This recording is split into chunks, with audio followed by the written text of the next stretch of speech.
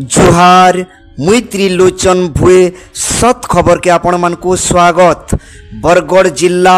सोहेला ब्लॉक घेंसमाटीर संग्रामी शहीद वीर माधो सिंह को 168तम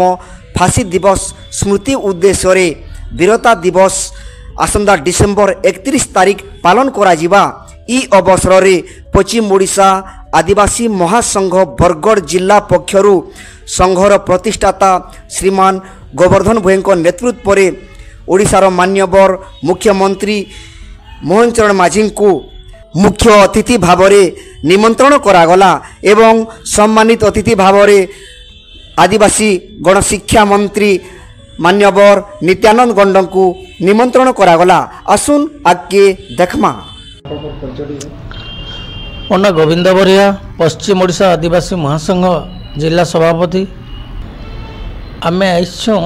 डिसेम्बर 31 तारीख घेंस जमीदार माधो सिंह एवं तांकर चारि पुत्र समस्तंकर बलिदान के वीरता दिवस हिसाब से पालन करसुँ। आ जेते बेले मुख्यमंत्री ओडिशार मोहन चरण मांझी तांकर नाँ रे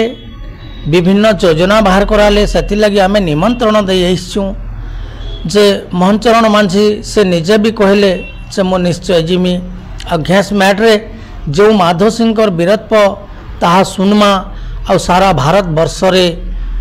सबु जगार पालन करबा लई व्यवस्था करमा एंता गोटे आशा एवं विश्वास नहीं करी संगठन तरफ रू आमे आसी करी